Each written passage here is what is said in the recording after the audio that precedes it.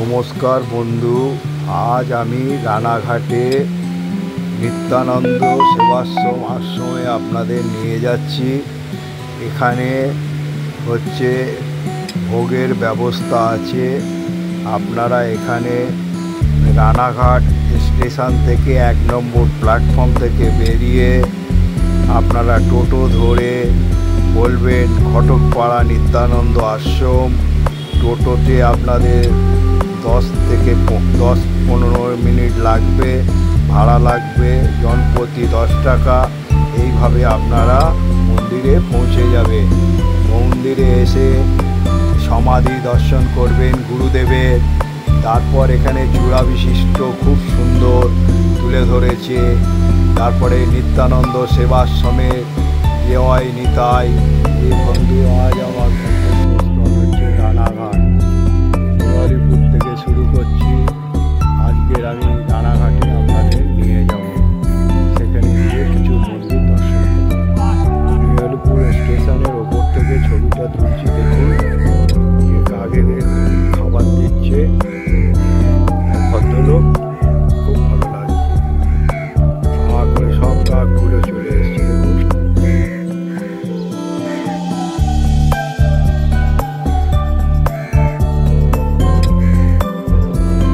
যেতে যেতে ট্রেনে এক মনোরম পরিবেশে কি সুন্দর গ্রাম্য প্রাকৃতিক দৃশ্য দেখুন তুলে ধরলাম। এই রানাঘাট যেতে লোকালে আমরা রানাঘাট এসে পৌঁছালাম। হলো রানাঘাট। এবারে আমরা যাব আপনাদের আজ রানাঘাটে মন্দির দর্শন করাবো। ট্রেন এখনও ছাড়িনি। এবারে আমরা যাচ্ছি বাইরে 1 নম্বর প্ল্যাটফর্মে। ডান দিক দিয়ে বেরিয়ে, এই বাঁ দিক দিয়ে বেরিয়ে আমরা যাচ্ছি। বেরোচ্ছি আমরা স্টেশনের বাঁ দিক দিয়ে নেবে। এবার টোটো ধরে মন্দিরে যাব। এ হলো রানাঘাট জংশন। দেখুন জংশন দেখুন।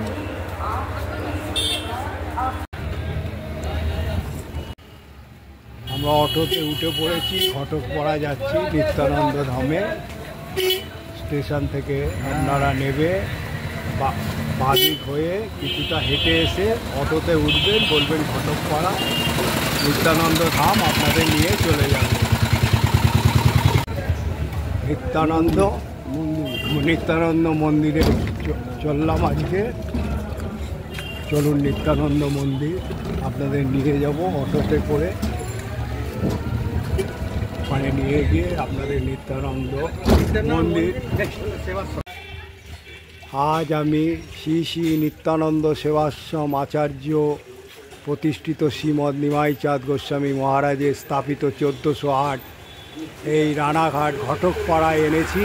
দর্শন করুন। এই হলো ঢোকার গেট।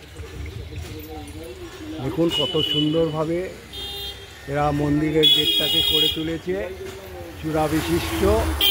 চলুন আপনাদের ভেতরে নিয়ে যাই। এই গেট দিয়ে ভেতরে ঢুকলাম। ঢুকে দেখুন বেশ গাছগাছড়া দিয়ে সাজিয়েছে। এই রানাঘাটের ঘটকপাড়া এটা অবস্থিত। দেখুন কিভাবে মোটামুটি আসতে হবে বলে দিয়েছি। দেখুন এখানে কত গাছ লাগিয়েছে। আর নিত্যানন্দ রাম জয়, জয় গৌর নাম সব লিখেছে। কি সুন্দরভাবে মন্দিরটাকে এরা তৈরি করে তুলেছে। মন্দিরের রং হয়েছে, ওপরের চূড়াখানা দেখুন, দেখার মতন। মুগ্ধ হয়ে যাবেন এই মন্দিরে এলে।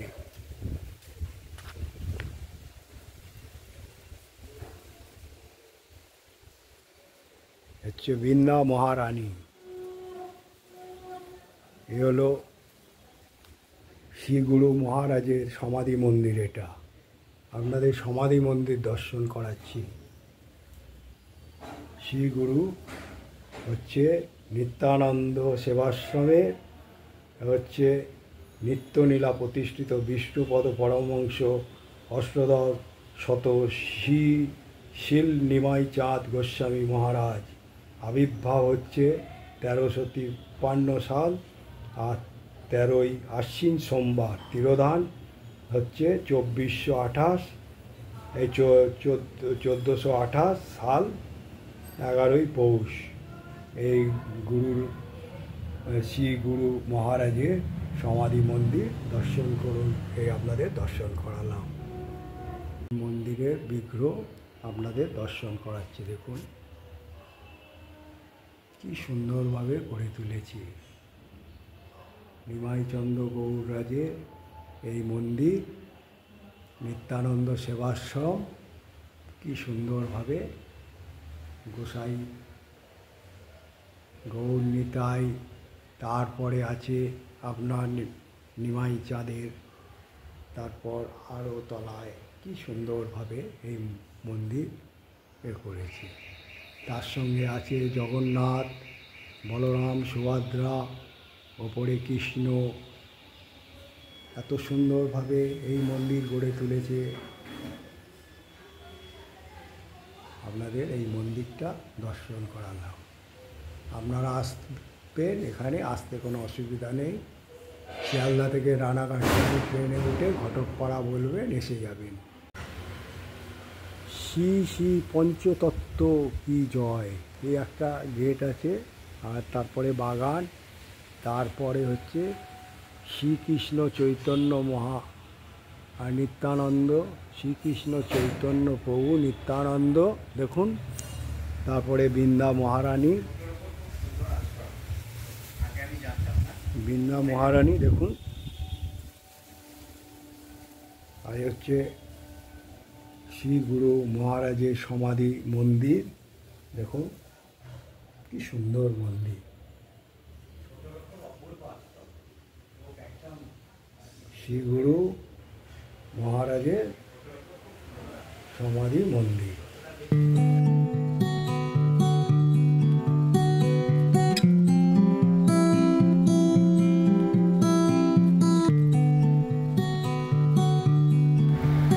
এইখানকার নিত্যানন্দ ধামের বিগ্রহ অতুলনীয়। আপনারা দেখুন কি সুন্দরভাবে বিগ্রহটাকে তুলে ধরেছে।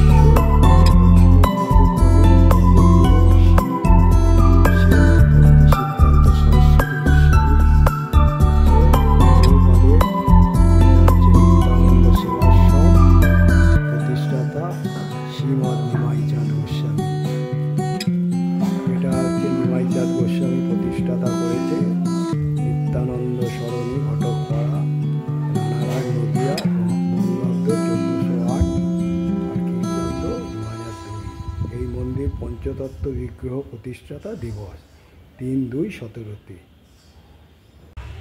দেখুন এখানে চূড়া বিশিষ্টভাবে যে সমাধি মন্দির আছে সেইটার চূড়া। এই দাদা সাইডে যাবেন না, কি দরকার? মন্দিরের চূড়াখানা দেখুন কি সুন্দরভাবে গড়ে তুলেছে। অতুলনীয়, মানে ছাদের ওপর দিয়ে দেখুন, আপনারা ভালো লাগবে, এই মন্দিরে আপনারা আসবেন।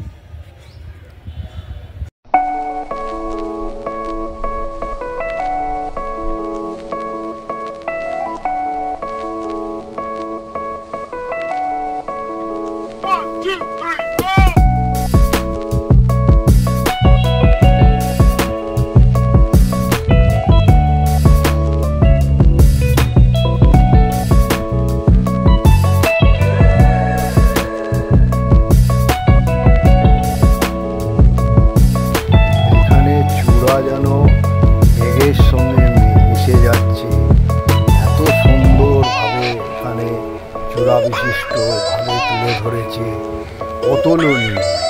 আপনারা সেই জন্য বলছি, এখানে এলে অন্তত মন্দিরের ওপরে যাবেন, দর্শন করবেন, খুবই ভালো লাগবে।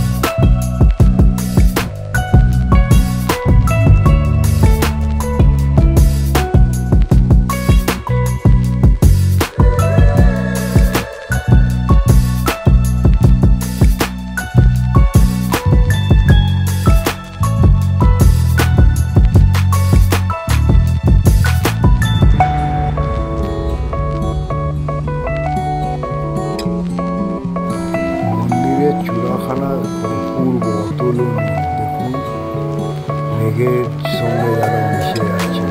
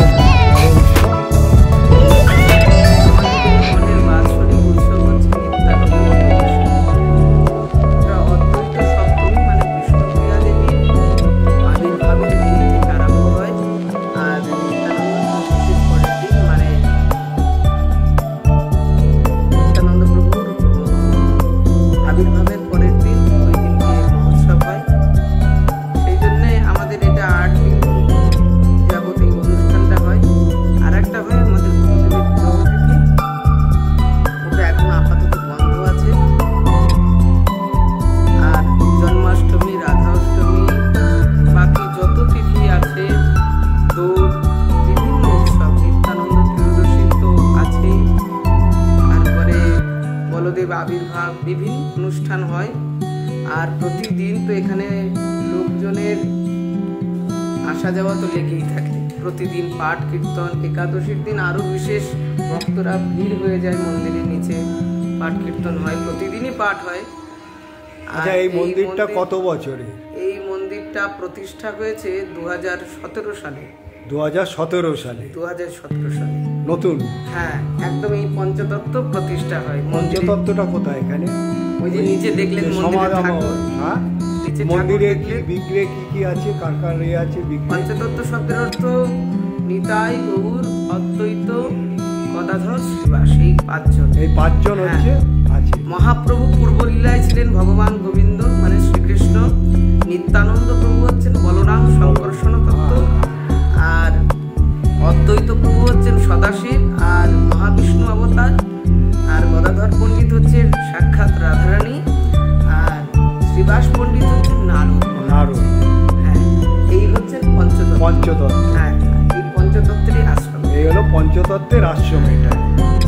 আর হচ্ছে পাশে হচ্ছে গুরুদেবের সমাধি মন্দির আছে, মানে নিমাই চাঁদ। হ্যাঁ, নিমাই চাঁদ গোস্বামী করে এইটা অ্যাকচুয়ালি নিমাই চাঁদই গড়ে মহারাজজি গড়ে তুলেছেন এই পুরো আশ্রম। তার চিরদিন দিবাবে আবির্ভাব দিবস হয়। হ্যাঁ, এই আবির্ভাব দিবস সামনেই 13ই আসছে। হ্যাঁ, 13ই আসছে, মানে 30 তারিখ। হ্যাঁ, 30শে সেপ্টেম্বর, ওই দিন সামনে সোমবার, ওই দিন উৎসব আছে। ওই দিন তো একদিনের উৎসব। বিকালবেলা পাঠ কীর্তন হবে, সকাল থেকে তো বিভিন্ন গ্রন্থাবলী, শ্রীমদ্ ভাগবত, চৈতন্য চরিতামৃত, চৈতন্য ভাগবত, গীতা, বিভিন্ন ভক্তিমূলক গ্রন্থ পারায়ণ হবে। আর ওদিকে গুরু মহারাজের আবির্ভাব উপলক্ষে গুরুদেবকে বিশেষভাবে পূজা অভিষেক হবে, ষোড়শোপচারে পূজা হবে। এবং তারপরে এই ভোগরাগের মাধ্যমে, প্রসাদ বিতরণের মাধ্যমে নমস্কার আপনাকে বলার জন্য। আর আপনি ওই যে পঞ্চতত্ত্ব যে ব্যাখ্যাটা করে দিলেন তার জন্য ধন্যবাদ। দেখুন ঠাকুরের সিঙ্গারের ড্রেস কত আছে এখানে, কত সুন্দর হয়। এবারে ভগবানকে ভোগ দেওয়া হচ্ছে, নিবেদন হবে, সেই জন্য পর্দা দেওয়া হচ্ছে। দেখুন বন্ধু, আপনাদের নিত্যানন্দ সেবাশ্রম দর্শন করালাম। এর পাশে একটা মন্দির আছে, সেখানে যাচ্ছি, সেখানে গিয়েও দর্শন করাবো। আর একটা কথা আপনাদের বলছি বন্ধু, এই ব্লগটা দেখার পর আপনারা একটা লাইক আর যত শেয়ার করবেন, বাড়িতে বসে বয়স্ক লোকেরা দেখবে। আর বলবো আপনারা যারা এখনও সাবস্ক্রাইব করেননি, এটা সাবস্ক্রাইব করে দেবেন আর আইকন বোতামটা টিপে দেবেন। আইকন বোতামটা টিপে দিলে কি হয়, আপনারা তাহলে আমি যখনই কোনো ব্লগ বানাবো আপনারা পেয়ে যাবেন। আপনারা সুস্থ থাকুন, ভালো থাকুন। এখনও চলছে, তাও আমি আপনাদের বলে দিলাম। জয় নিতাই। নিত্যানন্দ সেবাশ্রমের 2 মিনিট হেঁটে গিয়ে ব্রজওয়ালা মন্দিরে আপনারা নিয়ে যাচ্ছেন। ওই দেখা যাচ্ছে ব্রজওয়ালা মন্দির, চলুন ওটাও দর্শন করি। এখন হয়ে গেছে, এবারে পর্দা খুলবে, চলুন সেটা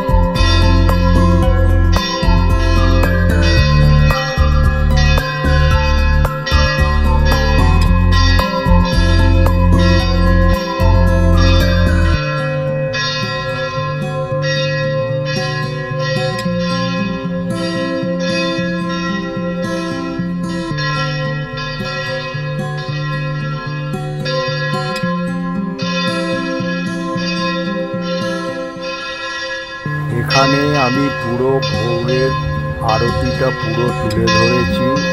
সেই জন্য হয়তো একটু ব্লগটা বড় হলেও আপনাদের আমি অনুরোধ করব এই ব্লগটা আপনারা ধৈর্য ধরে দেখবেন, এইটাই আমার অনুরোধ রইল। আর এখানকার পুজো খুবই সুন্দর, এখানের আরতি দেখার মতন। আপনারা যদি এই নিত্যানন্দ রানাঘাটে সেবাশ্রমে আসেন, এখানকার দুপুরে ভোগের আরতি দেখবেন, খুব অতুলনীয়। তাই আমার অনুরোধ থাকবে আপনারা এই আরতিটা অন্তত দেখবেন। যদি সকালবেলা আসেন, একটা দিন ট্যুর করে যাবেন, এখানে থাকবেন, ভোগের প্রসাদের জন্য আগে থেকে ফোন করে দেবেন, তাহলে এখানে প্রসাদও খুব সুন্দর, অতুলনীয়। সেই জন্য আমার অনুরোধ থাকবে আপনারা এই ব্লগটা একটু ধৈর্য ধরে দেখবেন। ধন্যবাদ।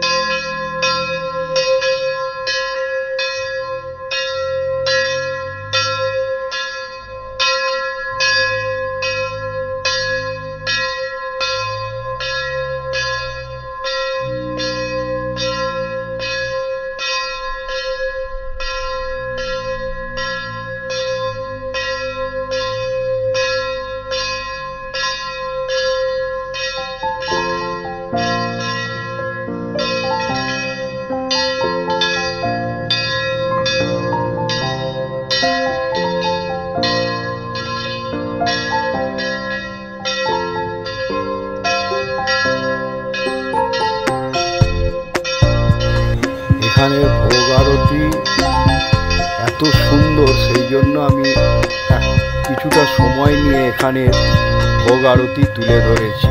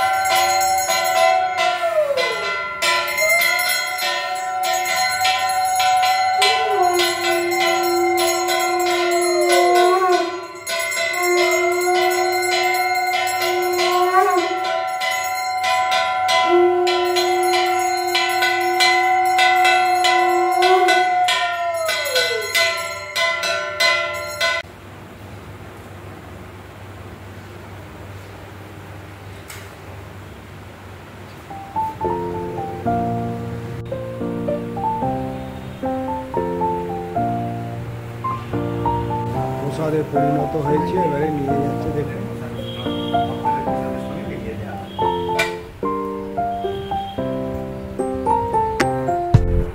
মন্দিরের গর্ভগৃহ বন্ধ হয়ে গেল, এবারে ঠাকুর শয়নে যাবে। দেখুন গর্ভগৃহ বন্ধ হয়ে গেল।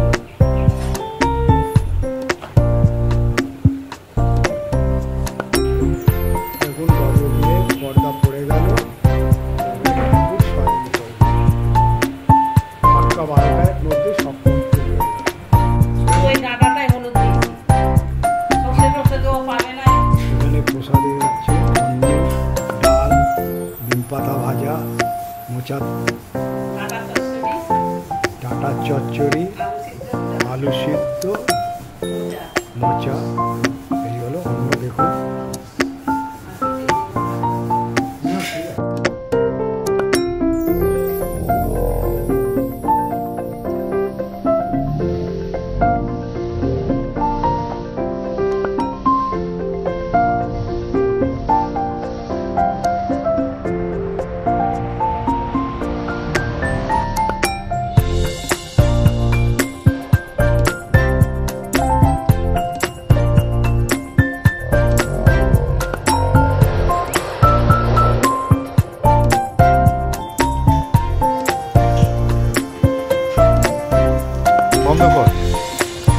এখানে প্রসাদ মানে অতুলনীয়, নিরামিষ ভোজি প্রসাদ খেয়ে তৃপ্তি পেলাম, এত সুন্দর। তারপর এখানে যে আর একটা কথা আপনাদের বলতে ভুলে গেছি, আসামের ছোট ছোট আলু, এখানে প্রসাদ গ্রহণ করলাম, খুব ভালো লাগলো, তৃপ্তি করে খেলাম। তা এবারে এইখানে এই ব্লগটা শেষ করব। আজকে 3টে মন্দির দেখালাম, নিত্যানন্দ সেবাশ্রম, তারপর দেখালাম আপনার হচ্ছে ব্রজবল্লভ মন্দির, নিস্তারিণী দেখিয়ে তৃপ্তি ভরে প্রসাদ খেয়ে এবারে আমি বাড়ির উদ্দেশ্যে যাব। তা আপনাদের বলবো, যদি এটা ভালো লেগে থাকে তাহলে আপনারা একটা লাইক দেবেন এবং যত শেয়ার করবেন এরকম বয়স্ক লোকেরা দেখবে। আর যারা এখনও সাবস্ক্রাইব করেননি, আইকন বোতামটা টিপে দেবেন, আমি যখনই কোনো ব্লগ বানাবো আপনারা পেয়ে যাবেন। জয় নিতাই। আর আপনারা সুস্থ থাকুন, ভালো থাকুন বলে আমি এইখানে এবারে আমার গন্তব্যস্থলে চললাম। এটা হলো গুরুদেবের ভজন কুটির। দেখুন এটা হচ্ছে শিবগুরুদেবের পাদুকা। পাদুকা দেখুন, এই হলো গুরুদেবের পাদুকা, এই হলো গুরুদেব। এদিকে গুরুদেবের ব্যবহৃত সমস্ত জিনিস। এই দেখুন গুরুদেবের সমস্ত ব্যবহৃত জিনিস।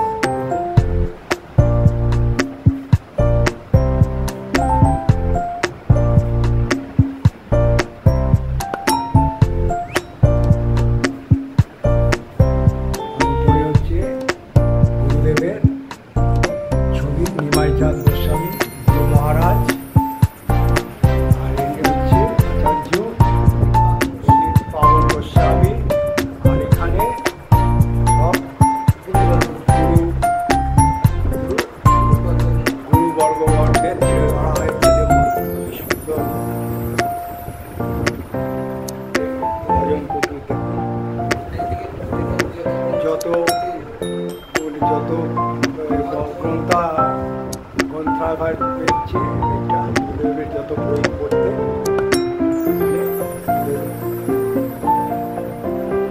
আর এখানে হচ্ছে এটা আমার শিবগুরুদেবের নিজের হাতের আঁকা। আঁকা তৈরি। দেখুন কত সুন্দর এটাই সুন্দর। এটা বাইরেও একটা আছে।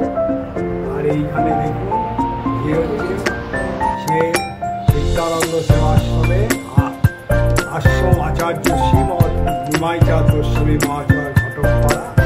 এটাও আপনাদের দেখালাম। এটা মঠের যে মন্দিরের এটা আছে।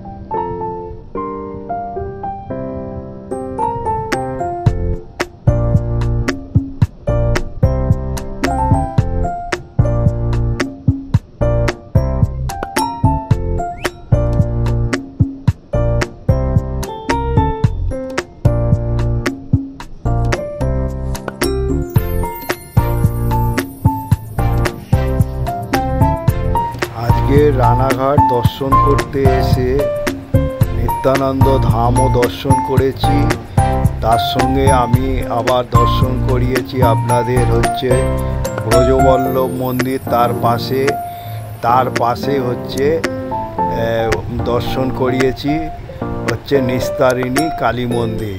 তাই আমি নিত্যানন্দ ধামটাকে পার্ট 1 করলাম, আর ব্রজবল্লভ আর নিস্তারিণী কালী মন্দিরটাকে পার্ট 2 করে ছাড়লাম। কেন একসঙ্গে করতে গেলে আমি দেখলাম আরও অনেক বড় হয়ে যাবে, তাই নিত্যানন্দ ব্লগটা একটু বড় হয়ে গেছে। আপনাদের অনুরোধ করব আপনারা ধৈর্য ধরে দেখবেন।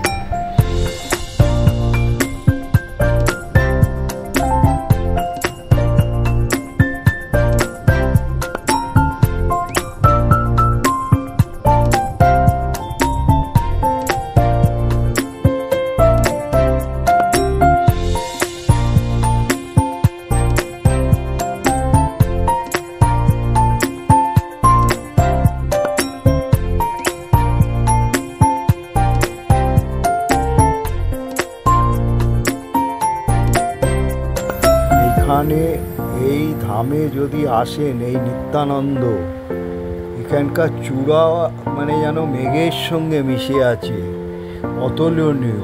আপনাদের এখানে এসে একটা দিন যদি কাটিয়ে যান এই মন্দিরে খুবই ভালো লাগবে। এইখানকার খুবই ব্যবহার ভালো, এখানকার প্রসাদও ভালো, তাই আপনাদের আমি অনুরোধ করব এখানে আসতে কোনো অসুবিধা নেই।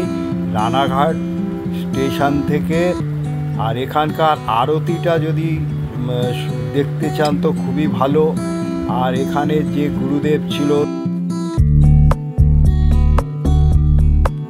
গুরুদেব যেখানে ভজন করত সেই কুটিরটা খুবই সুন্দর, তাই আপনাদের অনুরোধ করব ভজন কুটিরটা এখানে দর্শন করবেন অবশ্যই।